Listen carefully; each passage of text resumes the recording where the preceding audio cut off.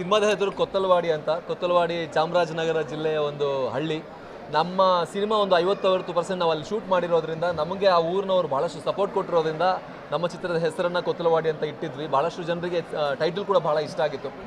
Cinema ನೋಡಿದವ್ರು ಎಲ್ರಿಗೂ ಇಷ್ಟ ಆಗ್ತಾ ಇದೆ. ಮೇಯ್ನ್ ಪಾಯಿಂಟ್ಸ್ ನಮ್ಮ ಕನ್ನಡದ ದೈತ್ಯ ಪ್ರತಿಭೆ ಗೋಪಾಲಕೃಷ್ಣ ದೇಶಪಾಂಡೆ ಅವರ ರೌದ್ರ ಅವತಾರ ಈ ಸಿನಿಮಾದಲ್ಲಿ ನೋಡೋಕ್ಕೆ ಸಿಗುತ್ತೆ ನಿಮಗೆ.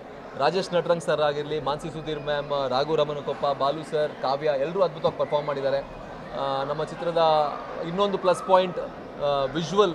ಕಾರ್ತಿಕ್ ಅನ್ನುವಂತಹ ಒಂದು ಅದ್ಭುತ ಸಿನಿಮಾಟೋಗ್ರಾಫರ್ ಇದರಲ್ಲಿ ಅದ್ಭುತವಾಗಿ ಕೈಚಾಲಕ ತೋರಿಸಿದ್ದಾರೆ.